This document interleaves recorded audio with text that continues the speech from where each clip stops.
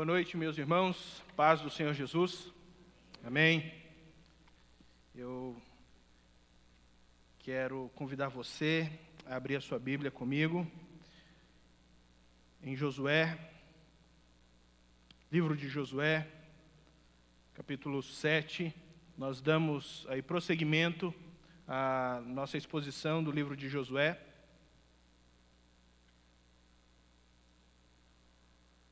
Josué, capítulo 7.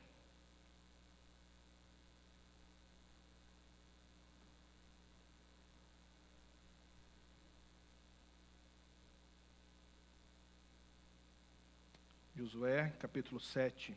Deixem as suas Bíblias abertas, porque nós vamos conversando sobre esse capítulo, e à medida que nós vamos conversando, nós vamos lendo. Então, permaneça com a sua Bíblia aberta. Essa semana, irmãos, eu fui pego de surpresa por uma notícia triste. Eu fiquei sabendo que um amigo meu de ministério, ele foi solicitado gentilmente que ele se retirasse da igreja, da comunidade onde ele estava trabalhando,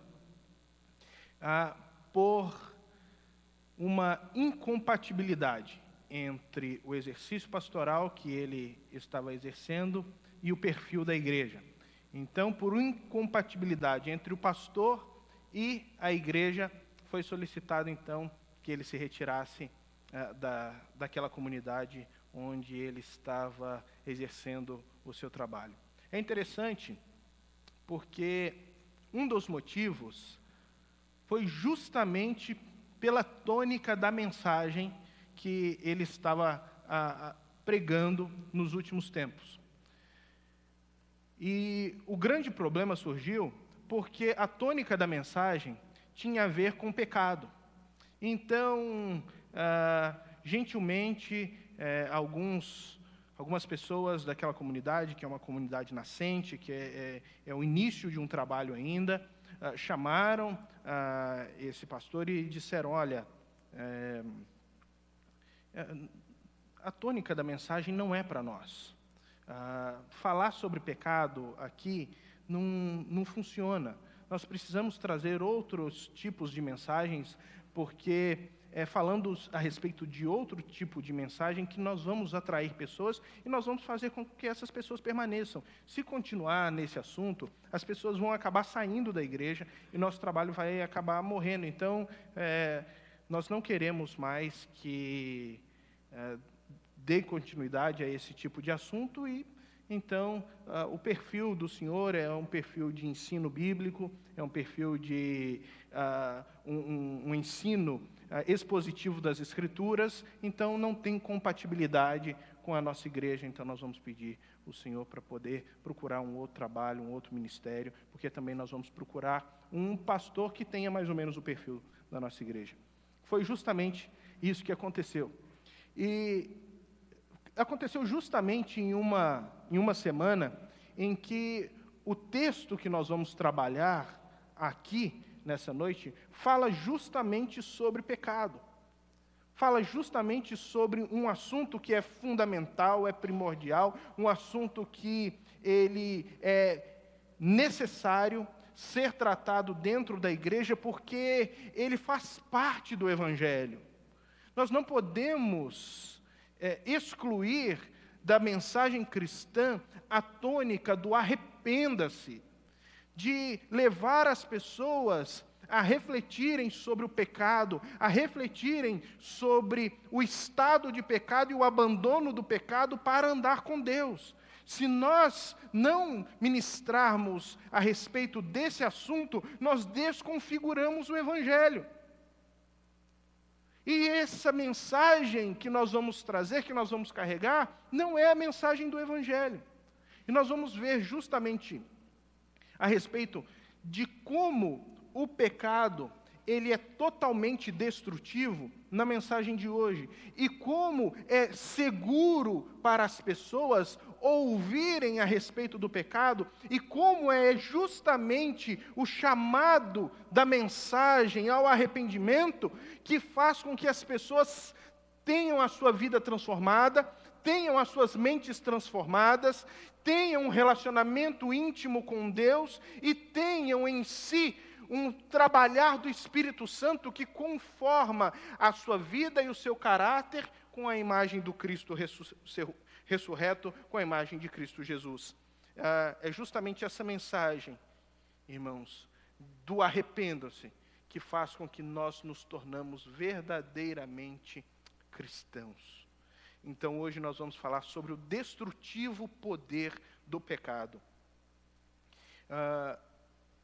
O capítulo de número 7 de Josué é a continuação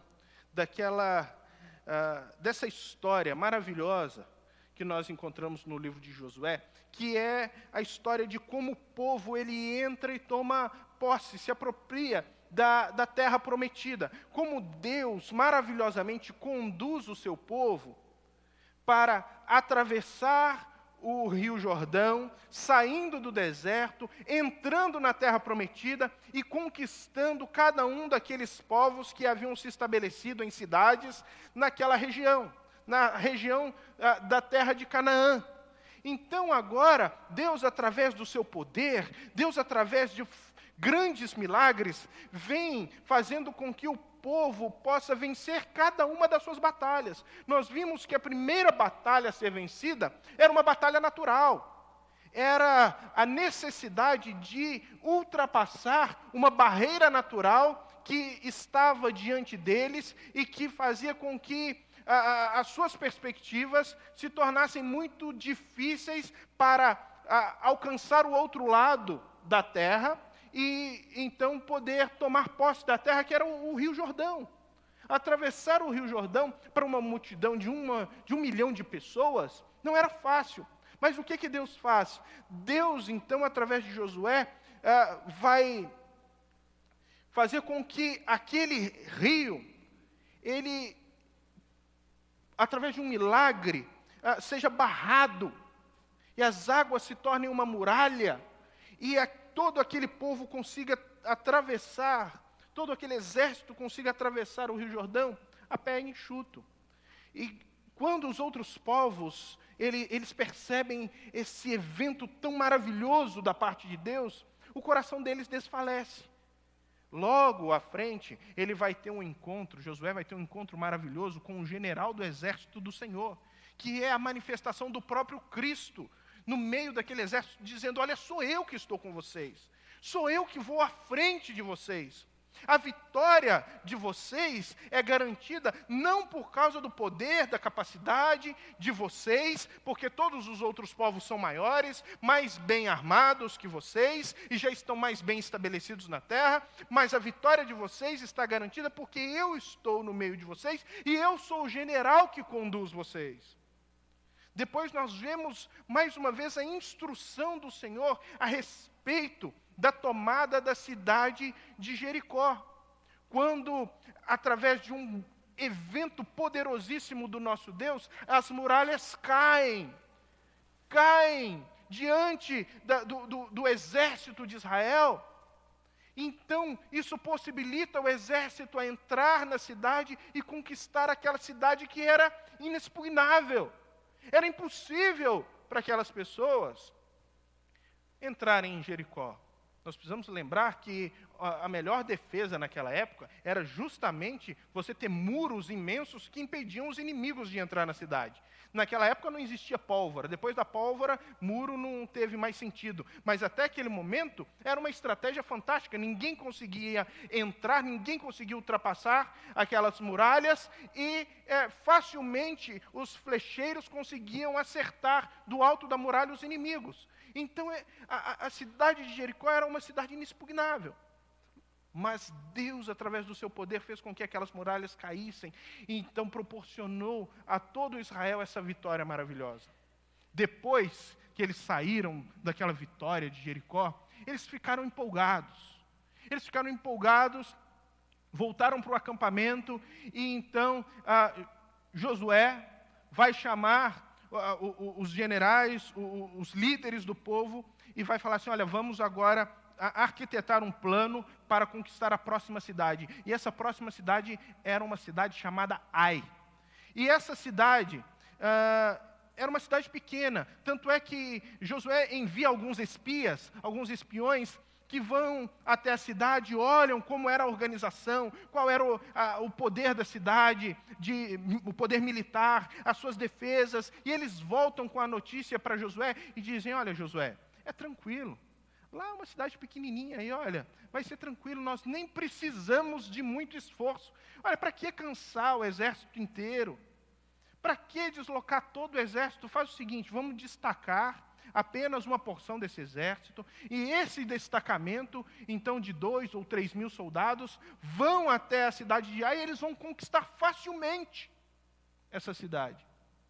Mas quando chegam até a cidade de Ai, esses homens, eles têm uma surpresa. Parece que o Deus que guerreava do lado de Israel, passou a guerrear do lado de Ai. E quem fugiu, na verdade, foi Israel diante de Ai. E nessa batalha, em torno de 36 homens, talvez pais de família, foram mortos. E eles fugiram diante daquela cidade pequenininha, que era uma cidade que, bom, eles pensaram assim, não, isso aí é tirar pirulito de criança, isso aí vai ser muito fácil. E eles tiveram essa profunda derrota. E aí é que acontece essa experiência de Israel com relação à purificação, a ponto deles entenderem o poder destrutivo do pecado. Leia comigo aí o versículo de número 1. Diz aí: mas os israelitas foram infiéis com relação às coisas consagradas. Acã, filho de Carmi, filho de Zinri, filho de Zerá, da tribo de Judá, apossou-se de algumas delas, e a ira do Senhor acendeu-se contra Israel. Quando o povo entrou em Jericó, Deus havia dado uma ordem para o povo de Israel. Olha, vocês vão conquistar, a cidade será de vocês, mas vocês não vão pegar nada com relação ao despojo. Ou seja, nada a respeito de ouro, prata, vestimentas, nada disso vai ser de vocês. Tudo isso vai ser anátema para vocês, ou seja, vai ser maldito, vai ser uma maldição para vocês. Tudo isso vai para a casa do Senhor. Não é que esses bens eram amaldiçoados, é que esses bens eram amaldiçoados para o povo de Israel. Eles não poderiam pegar, e se eles pegassem, esses bens seriam como uma maldição na vida deles. Mas Acã foi ali e pegou alguns produtos, e pegou alguns objetos, e guardou e escondeu. E por que isso não poderia ser dado ao povo e deveria ser enviado para o templo? Ou, na verdade, para a casa do Senhor. Porque justamente, anos depois, isso vai servir para a construção do templo. Isso vai servir para a construção da casa de Deus, que o próprio Deus vai orientar Davi e Salomão. Também porque esses bens, eles vão dar todo o aporte para o estabelecimento do tabernáculo na nova terra, para todo o funcionamento do tabernáculo na nova terra, e toda a legislação de Israel poderia ser feita a partir do tabernáculo, que se assentaria na nova terra, com uma estrutura já montada. Então, era necessário que esses bens fossem levados para a casa do Senhor. Mas nós vemos aqui que Deus vai dizer, olha, Israel pecou. E qual foi esse pecado? Olha que interessante, leia o versículo 21 comigo. Qual foi o pecado de Acã? O versículo 21 diz o seguinte: quando vi entre os despojos uma bela capa feita na Babilônia, 2,4 kg de prata, e uma barra de ouro de 600 gramas, eu os cobicei e me apossei deles. Então os escondi no chão da minha tenda com a prata por baixo. Até aí. Olha que interessante. Nós podemos perceber nesse texto a dinâmica do pecado. A dinâmica do pecado acontece através da visualização. Ele viu. E depois que ele viu, ele cobiçou. E depois que ele cobiçou, ele tomou. E depois que ele tomou, ele escondeu. Essa é a dinâmica do pecado. Essa é a mesma dinâmica do pecado que nós encontramos em Adão e Eva.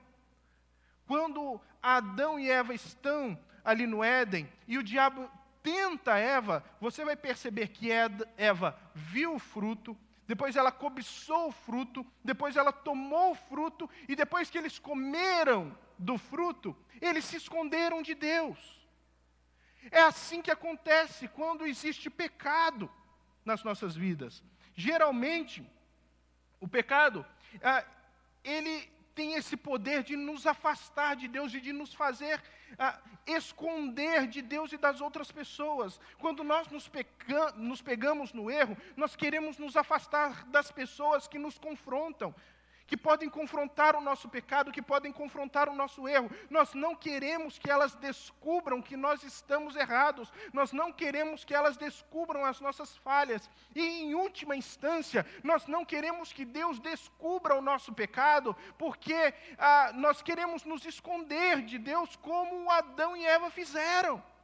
Essa é a história do ser humano. Todas as vezes que nós pecamos, esse instrumento acontece da mesma forma, essa dinâmica acontece da mesma forma. Nós vemos, cobiçamos, tomamos e escondemos.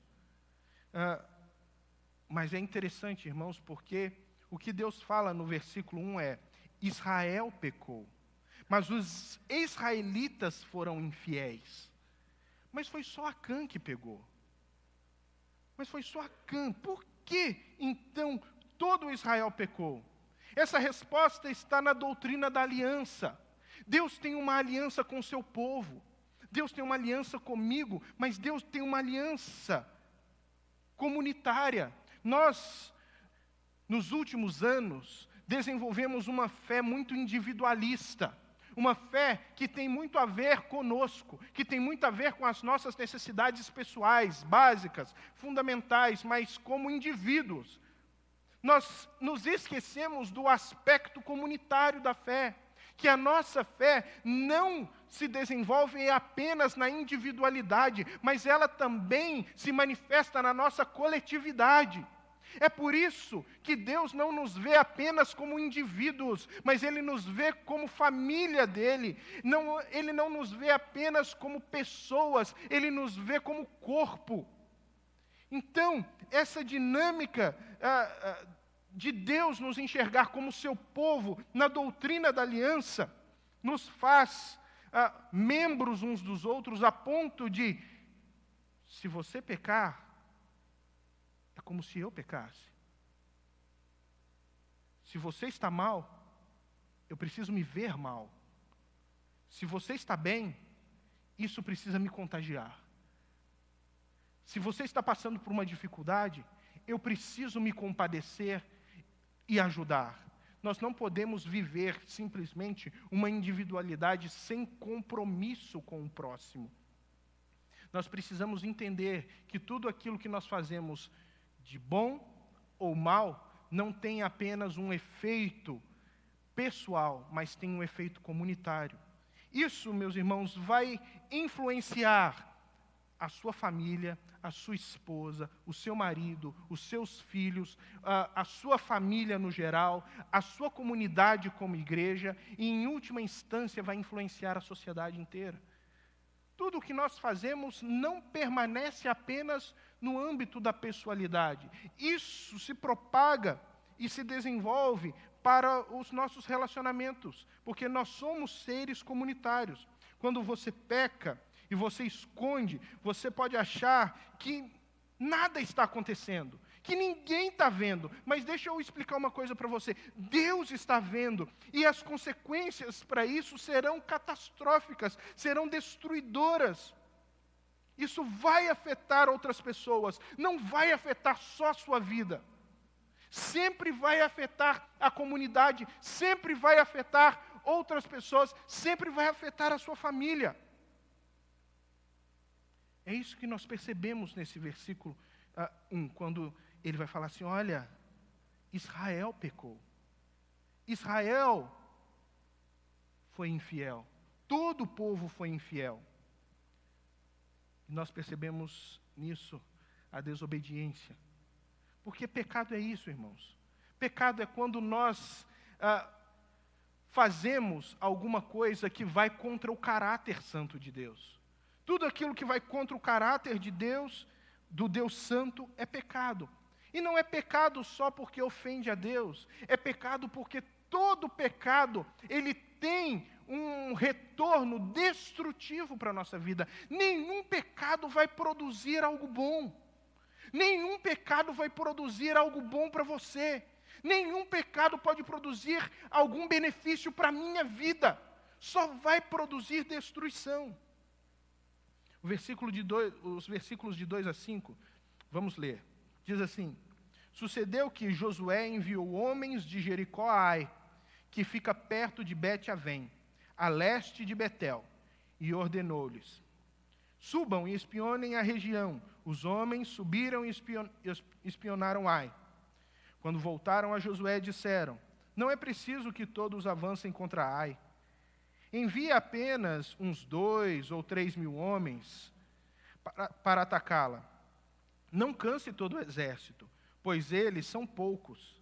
Por isso, cerca de 3 mil homens atacaram a cidade, mas os homens de Ai os puseram em fuga, chegando a matar 36 deles. Eles perseguiram os israelitas desde a porta da cidade até Sebarim, e os feriram na descida. Diante disso, o povo desanimou-se completamente. Uma outra coisa. Todo pecado sempre trará a reboque derrotas. Todo pecado sempre trará consigo a reboque derrotas.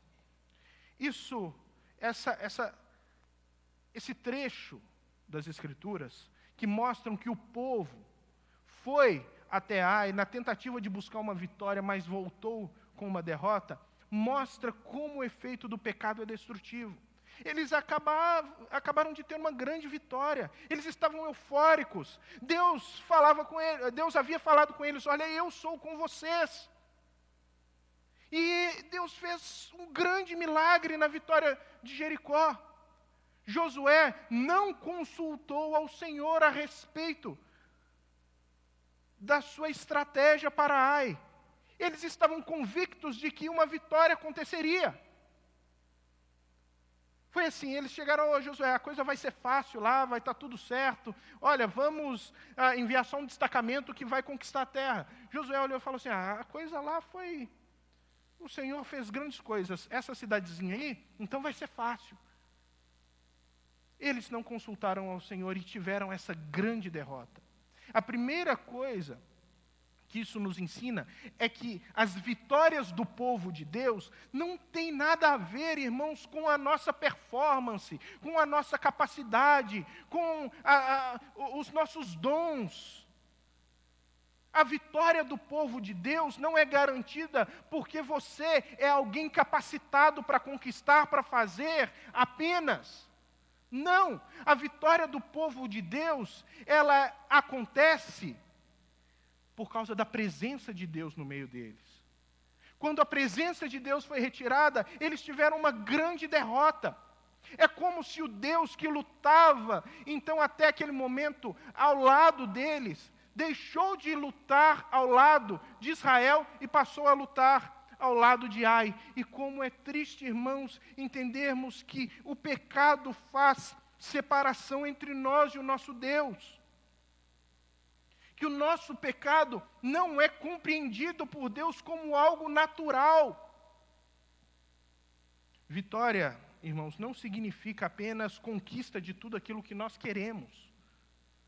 Não significa a realização, a concretização dos nossos planos, mas, na verdade, significa o cumprimento dos planos de Deus nas nossas vidas. Essa é a verdadeira vitória. Essa é a verdadeira vitória que nós carregamos. Essa é a verdadeira vitória que nós podemos anunciar ao mundo e que nos caracteriza de fato como cristãos. Nós podemos ter, às vezes, várias aparentes vitórias por meio do pecado. Você pode ter um dinheirinho a mais através de uma sonegação de imposto. Você pode ter um privilégio a mais através de um ato de corrupção. Você pode alcançar até algumas vantagens práticas no dia a dia. Mas entenda que algumas das aparentes vitórias que nós conquistamos sem Deus se tornam as nossas mais destrutivas derrotas. Não são apenas os nossos sonhos sendo concretizados. Nós precisamos concretizar os nossos sonhos a partir da perspectiva divina, a partir da vontade de Deus, para que essa vontade se cumpra em nós. Então nós aprendamos que a vontade de Deus, ela é boa, agradável e perfeita. É assim que nós vamos viver a vida cristã genuína. Os versículos de 6 a 9, eles nos ensinam que o pecado, ele tem uma profunda capacidade de produzir desespero nas pessoas. Veja comigo, do 6 ao 9. Diz aí: então Josué, com as autoridades de Israel, rasgou as vestes, prostrou-se, rosto em terra, diante da arca do Senhor, cobrindo de terra a cabeça, e ali permaneceu até a tarde. Disse então Josué: ah, soberano Senhor, por que fizeste este povo atravessar o Jordão? Foi para nos entregar nas mãos dos amorreus e nos destruir? Antes nos contentássemos em continuar no outro lado do Jordão. Que poderei dizer, Senhor? Agora que Israel foi derrotado por seus inimigos, os cananeus e os demais habitantes da terra saberão disso, nos cercarão e eliminarão o nosso nome da terra. Que farás, então, pelo teu grande nome? Essa foi a oração de Josué. Ele e os líderes ficaram profundamente desesperados, porque eles sabiam que, estrategicamente, eles haviam dado um tiro no pé. Eles venceram uma grande cidade, mas agora uma cidade pequenininha alcançou uma grande vitória contra eles. Quando Josué olhou estrategicamente ao seu lado, ele viu os outros povos, ele disse: e agora? Todos esses outros povos vão perceber que nós podemos ser derrotados. Eles vão juntar as suas forças contra nós. E então eles vão se levantar contra nós e eles vão acabar com o seu povo, ó Deus. Mas Josué era fantástico, porque ele sabia orar. Josué sabia orar. Ele não ora apenas falando: Deus, nossos sonhos não deram certo. Deus, nossos sonhos foram impedidos. Deus, eu não conquistei o que eu queria. A oração de Josué foi a seguinte: Deus, nós vamos sofrer muito, mas pensa, Deus, pensa na glória do teu nome. Pensa na glória do teu nome. Se esses povos se levantarem, Deus, contra nós e nos vencerem, o seu nome é que vai ficar manchado, Deus. Os outros povos vão dizer que você nos tirou que o Senhor nos tirou do Egito. Fizemos toda essa peregrinação, chegamos aqui para morrer na praia, para não dar em nada. Essa era a oração de Josué. E nisso nós aprendemos, irmãos, que no momento de desespero, a oração é extremamente importante, é fundamental. Mas nós precisamos orar tendo em vista a glória de Deus, e não apenas as nossas necessidades. Nós precisamos entender o que Deus está querendo nos ensinar com cada situação difícil. A oração, ela tem essa capacidade de sincronizar o nosso coração com o coração de Deus. Não é só simplesmente termos alguém com quem conversamos para pedir as coisas. Não, nós pedimos sim as coisas, mas nós também ouvimos qual é a vontade dEle, o que Ele tem para falar conosco. Porque através da oração nós temos quebrantamento, nós temos arrependimento, nós temos mudança de vida. A oração não é um instrumento para mudar Deus. A oração é um instrumento de Deus para nos mudar. A oração não tem um efeito para mudar a vontade de Deus. A oração tem um efeito para mudar a nossa vontade. Dos versículos 10 ao 15, nós aprendemos que Deus, mesmo irado, Ele não abandona o seu povo. Mas Ele está sempre pronto a guiá-lo ao arrependimento. Leia comigo. O Senhor disse a Josué: levante-se, porque você está aí prostrado. Israel pecou, violou a aliança que eu lhe ordenei. Apossou-se de coisas consagradas, roubou-as, escondeu-as e as colocou junto de seus bens. Por isso os israelitas não conseguem resistir aos inimigos.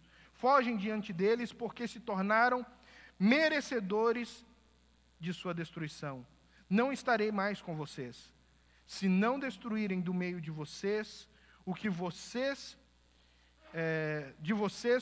foi consagrado à destruição. Vá, santifique o povo, diga-lhes, santifiquem-se para amanhã, pois assim diz o Senhor, o Deus de Israel, há coisas consagradas à destruição no meio de vocês, ó Israel. Vocês não conseguirão resistir aos seus inimigos enquanto não as retirarem. Apresentem-se de manhã, uma tribo de cada vez. A tribo que o Senhor escolher virá à frente. Um clã de cada vez. O clã que o Senhor escolher virá à frente. Uma família de cada vez. E a família que o Senhor escolher virá à frente. Um homem de cada vez. Aquele que for pego com as coisas consagradas será queimado no fogo, com tudo o que lhe pertence. Violou a aliança do Senhor e cometeu loucura em Israel. Deus, mesmo irado, irmãos, Ele nos dá uma grande oportunidade de arrependimento. Quando nós tratamos com pecado, nós não devemos ter uma atitude passiva. Nós precisamos sempre ter uma atitude ativa, de identificar, mudar e excluir o pecado da nossa vida. Aqui Deus fala para Josué: Josué, por que você está orando? Josué, não é hora de ficar aí prostrado, não é hora de ficar reclamando, não é hora de ficar chorando, Josué. Agora é hora de identificar o pecado e mudar de vida. Tem momentos, irmãos, que nós precisamos levantar, depois da oração, depois da instrução de Deus, e tomar atitudes. Nós não podemos ficar orando a vida inteira para que Deus possa nos livrar de um pecado, porque nós precisamos ter atitude de mudança, de assumir a responsabilidade de falar: eu vou mudar. Eu vou deixar, eu vou abandonar esse pecado, porque as consequências de um pecado não confessado, as consequências de um pecado não tratado, é que o Senhor literalmente abandona o seu povo. Ele não caminha com pecado, Deus não compactua com pecado, irmãos. Isso não acontece. Tem hora certa para orar, mas tem aquela hora que nós precisamos resolver o problema do nosso pecado. E não adianta ficarmos orando simplesmente se nós não tomamos uma atitude. Nós precisamos tomar atitude, porque nós precisamos lembrar que cristão não tem pecado de estimação, irmãos. Cristão não tem pecado de estimação. Orar nos conduz, mas não nos isenta de termos as atitudes corretas de arrependimento, quebrantamento, restituição, reconciliação. Quando nós descobrimos que nós estamos com algum ato incorreto, nós precisamos nos arrepender. Nós precisamos nos quebrantar diante de Deus. Se alguém foi ofendido, se alguém teve algum prejuízo com os nossos erros, nós precisamos recompensar, restituir aquela pessoa. Se o nosso erro quebrou algum relacionamento, nós precisamos nos reconciliar, pedir perdão e voltar com o relacionamento. Muita gente acha hoje em dia que Deus lida com o pecado de forma passional, que está tudo bem, que Deus entende o nosso pecado, que o Deus de amor não vai tratar os nossos erros. Irmãos, isso é um ledo engano. Deus não compactua com o pecado. A única forma de Deus andar com um homem é quando o homem extirpa o pecado da sua vida. Mas como fazer isso, irmãos? Como fazer isso se nós somos pecadores? Como fazer isso se nós erramos? E quando eu falo que nós erramos, eu não quero que os irmãos entendam aqui que eu estou tratando o pecado como algo comum. Eu fico, às vezes, me perguntando a respeito da verdade, da espiritualidade de um cristão, quando a pessoa fala comigo que ela fala assim, olha, nós somos assim mesmos, nós somos pecadores. Nós pecamos aí o tempo todo, em pensamento, em sentimentos, em atitudes. Realmente nós pecamos, irmãos, em pensamento, em sentimentos, em atitudes, mas não o tempo todo. Não o tempo todo, não de forma viciante. Não é esse tipo de gente que Deus chamou para ser seu povo. O seu povo é um povo santo. E como que esse povo se torna santo? Deus, que é santo, proveu para si um instrumento de santificação perfeito. Ele enviou Cristo para morrer no nosso lugar. Ele enviou Jesus para tomar o nosso lugar na cruz. E a nossa fé em Jesus e na sua morte substitutiva faz com que nós nos tornemos santos diante dele. Então agora a nossa caminhada com Ele deve ser de uma busca constante, contínua, de conformação com o caráter de Cristo. Aquela pessoa que ela se diz cristã, mas ela não luta para se tornar cada vez mais parecida com Cristo, precisa questionar a sua vida espiritual, se é genuína ou não, se a sua conversão é genuína ou não. Isso precisa acontecer.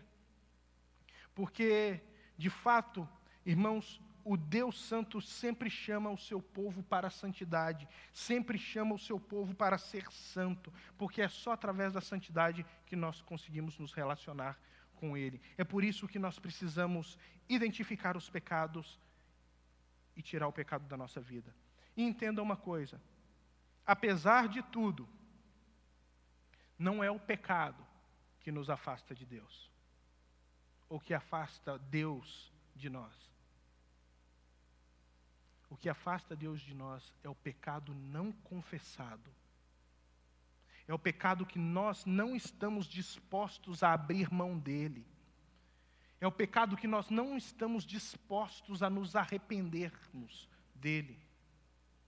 É esse tipo de pecado que nos afasta de Deus.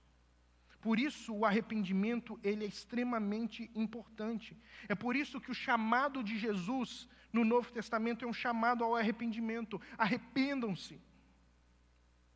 O Senhor, Ele dá vitória à igreja, irmãos. Mas Ele dá vitória à igreja por causa da presença dEle no meio dela. Não é só vitória material. Não é só conceder bênçãos à igreja. Mas a verdadeira vitória da igreja é ter Deus no meio dela. O que afasta Deus, então, da igreja, não são só os pecados. São os pecados que não são confessados, são os pecados ocultos da igreja, são os pecados não tratados dentro da igreja, é a atitude de resistência à transformação e à conformação com o caráter de Cristo. São esses os pecados que realmente levam toda uma comunidade, uma família, uma pessoa à destruição e ao afastamento de Deus. É o pecado que nós queremos tratá-lo como nosso bichinho de estimação. Mas, como eu disse, cristão não tem pecado de estimação. E por que Deus usa essa metodologia? Por que Ele fala, Israel pecou? Israel pecou. E olha, Ele podia muito bem chegar para para Josué, não é verdade? Josué, eu sei quem pecou, e quem pecou foi Acã, e olha, o ouro, a prata e a capa babilônica estão lá debaixo da tenda dele. Deus não podia ter feito isso? Mas não. Aí Deus fala assim, olha, vamos fazer diferente. Vamos fazer diferente. No versículo 15, vamos fazer diferente. Vamos pegar e você vai chamar todas as tribos e vai tirar na sorte. Eles tinham Urim e Tumim. Urim e Tumim era aquelas pedras que haviam na estola sacerdotal, 12 pedras significando as 12 tribos de Israel. Então eles tiravam aquelas pedras, tiravam a sorte, e a sorte que quando caía em uma tribo, então era uma orientação de Deus, e eles fizeram isso, e Deus falou assim, olha, você vai chamar então primeiro as tribos, depois você vai chamar aí os clãs, depois você vai chamar as famílias, depois você vai chamar a pessoa que criou esse dano, e vai chamá-la para um confronto. É isso que Deus faz, mas Deus podia ter feito diferente. Eu só posso entender essa atitude de Deus para o ensino do povo. E eu entendo dessa atitude de Deus algumas coisas. Em primeiro lugar, o povo precisava saber sobre a giriza que Deus tem, o desagrado que Deus tem em relação ao pecado. Deus não compactua com o pecado. E o povo precisava ser envolvido nesse tratamento. Não podia ser um tratamento específico só com aquela pessoa, sem envolver a comunidade, porque as pessoas precisavam entender que pecado é algo sério, que pecado é algo grave, e que pecado gera uma destruição que não alcança apenas o indivíduo, mas alcança toda uma comunidade, toda uma sociedade. Em segundo lugar, para oportunizar o ato espontâneo de arrependimento. Ao ouvir isso, Acã poderia ter falado, puxa vida, eu fiz algo errado. E poderia ter saído de lá e falado, olha Josué, foi eu que fiz. Não vamos mexer com isso não, foi eu que fiz. Foi eu que errei, está aqui, eu estou arrependido. Não, mas Acã ficou calado. Acã provavelmente achou que, não, como é que Josué vai saber isso aí? Isso aí é 7-1 desse Josué, está achando que vai descobrir onde é que está. No meio de mais de 1 milhão de pessoas, ele vai saber que logo eu, fiz isso? Não vai saber nunca. Em terceiro lugar, por que Deus organiza essa metodologia? Porque o povo deveria participar do processo de tratamento daquele pecado. O povo precisava aprender o que é autoexame, irmãos. Você imagina Josué chamando o povo, pensa comigo agora, Josué chamando o povo e dizendo, olha, tem pecado no meio. Alguém pecou, e foi por causa do pecado de alguém que nós perdemos a batalha. E amanhã o Senhor vai revelar quem é essa pessoa. Amanhã, então por isso santifiquem-se essa noite. Tratem isso no meio de vocês essa noite. Aí você imagina o pai de família, chamando toda a família e dizendo, Bruno, foi você? Ademir, foi você? Bárbara, foi você? E perguntando, e todo mundo falando, não fui eu. E cada família fazendo um autoexame, e cada família tentando identificar o pecado, e cada família se prostrando diante de Deus e falando, Deus, nós estamos aqui em temor diante do Senhor, e o Senhor sabe que nós não fizemos nada. Cada família aprendendo a respeito da gravidade, da seriedade do pecado. Então foi um instrumento grandioso de ensino com relação a essa giriza que Deus tem do pecado e sobre a gravidade do pecado, fazendo com que o povo aprendesse o que é o autoexame. Foi a mesma atitude de Jesus. Vocês lembram Jesus na ceia? Ele faz a mesma coisa que Deus está fazendo aqui. Ele está sentado com os 12 apóstolos e ele vira e fala assim, alguém vai me trair. Ele poderia falar, não, Judas, você vai me trair, né? E ele fala, alguém vai me trair. Automaticamente, o que os outros apóstolos fazem? Eles começam a fazer um autoexame. Senhor, por acaso sou eu? Senhor, por acaso sou eu? Senhor, eu não vou fazer isso. É a mesma atitude que Jesus tomou no dia da ceia, de proporcionar ao povo um autoexame. Irmãos, o autoexame é fundamental para a continuidade, para a saúde da nossa vida cristã. Nós precisamos aprender a fazer o autoexame todos os dias, a respeito dos nossos atos, a respeito da nossa vida, se nossa vida está ou não está adequada à vontade de Deus, se Deus está ou não está andando conosco.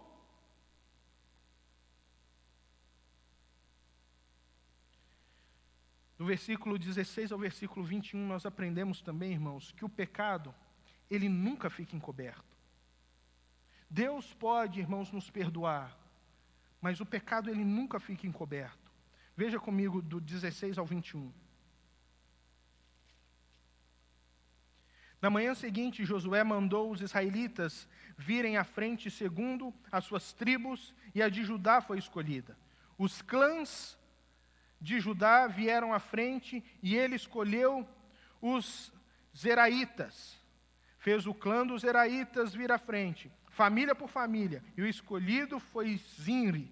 Josué fez a família de Zinri vir à frente, homem por homem, e Acã, filho de Carmi, filho de Zinri, filho de Zerá, da tribo de Judá, foi o escolhido. Então Josué disse a Acã, meu filho, para a glória do Senhor, o Deus de Israel, diga a verdade. Conte-me o que você fez, não me esconda nada.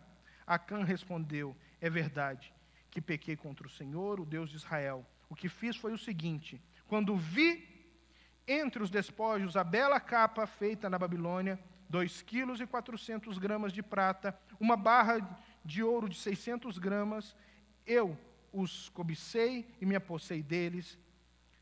Estão escondidos no chão, na minha tenda, com a prata por baixo. Até aí.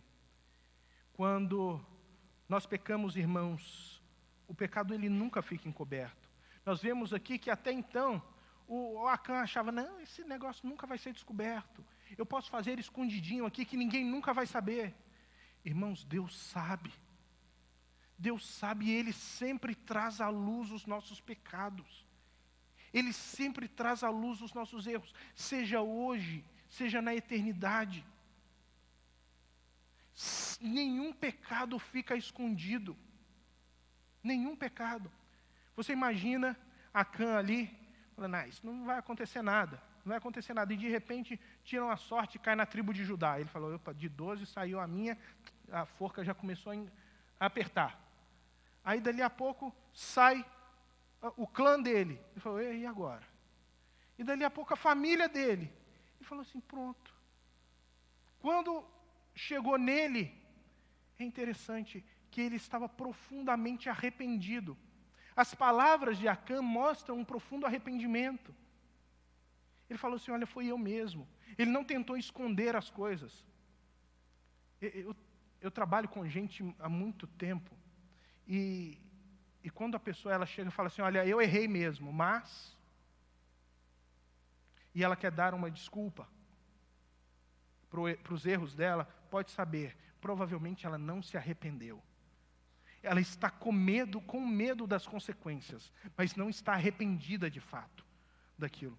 Aqui, parece que Acã realmente se arrependeu. Ele contou tudo, ele não escondeu nada, ele não tentou culpar a outra pessoa. Ele poderia ter dito, mas também, Josué, com o salário que você paga para a gente. Mas olha, a culpa é da minha mulher, que ela sempre fica me pedindo roupa nova, e eu precisava comprar alguma coisa para ela fica falando que o meu salário não dá para nada, eu precisava de alguma coisa.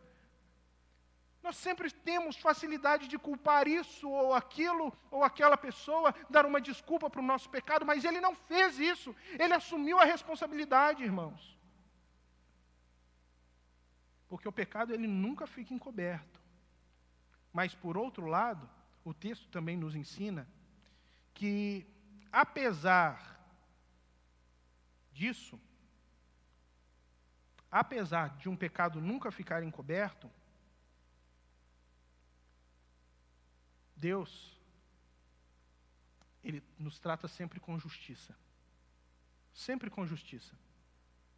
Um pecado, ele pode ser perdoado. E eu acredito que Acã se arrependeu. Eu acredito até que Deus o perdoou. Mas Deus pode nos perdoar do pecado. Mas todo pecado tem uma consequência, irmãos. Todo pecado tem uma consequência. Às vezes nós achamos que pedir perdão a Deus é simplesmente um método de fuga das consequências. Não. Deus, ele pode nos perdoar, mas nem sempre nós teremos a isenção das consequências do nosso pecado. Veja o versículo 22 a 26, que diz aí: Josué enviou alguns homens que correram à tenda de Acã. Lá estavam escondidas as coisas com a prata por baixo. Retiraram-nas da tenda e as levaram a Josué e todos os israelitas e as puseram perante o Senhor. Então Josué, junto com todo Israel, levou Acã, bisneto de Zerá, e a prata, e a capa, e a barra de ouro, seus filhos e filhas, seus bois, seus jumentos, suas ovelhas, sua tenda, e tudo o que lhe pertencia ao vale de Acor. Disse Josué: porque você nos causou esta desgraça, hoje o Senhor lhe causará desgraça. E todo Israel o apedrejou, e depois apedrejou também os seus, e queimou tudo e todos eles no fogo. Sobre Acã ergueram um grande monte de pedras, que existe até hoje. Então o Senhor se afastou Então o Senhor se afastou do fogo da sua ira. Por isso foi dado àquele lugar o nome de Vale de Acor, nome que permanece até hoje. Vale de Acor significa Vale da Desgraça. Vale da Desgraça. Todo erro, ele traz consigo consequências. Todo erro traz consigo duras consequências. O fato de Deus ter perdoado Acã não o isentava das consequências dos seus erros. É por isso, então, que ele foi condenado. Por que ele foi condenado? Porque o ato dele gerou profundo dano para o povo de Israel. O ato dele gerou a morte de 36 homens. O ato dele provavelmente deixou 36 famílias sem ter o pão na mesa. O ato dele gerou um dano que não ficou só para ele, ficou para todo Israel, porque agora todo Israel estava apreensivo a respeito de como as outras nações que estavam ali iriam revidar. E agora então, como consequência dos seus atos, ele teve a morte. E você pode estar se perguntando aí, se foi Acã que pecou, por que foi condenada junto com ele toda a sua família? Por que toda a família dele foi condenada? Porque provavelmente, irmãos, houve conivência da família. Porque provavelmente houve conivência da esposa, dos filhos com aquele ato errado. A gente não peca apenas quando nós estamos à frente na instrumentalização do pecado. Nós pecamos também quando nós nos fazemos coniventes com o pecado. E aqui parece haver um paralelismo com a história de Raabe.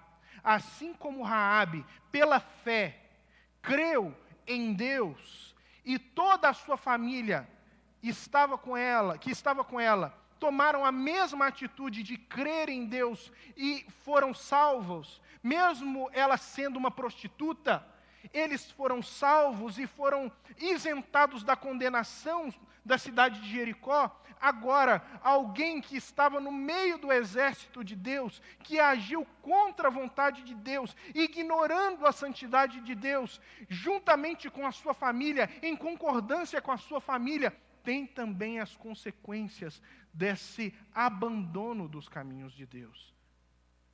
Então nós vemos a seriedade do pecado aqui, irmãos. Aqui, irmãos, também fala a respeito que foi erguido um montão de pedras sobre Acã e a sua família. Isso nos ensina sobre a transmissão dessa verdade, da seriedade do pecado para as próximas gerações.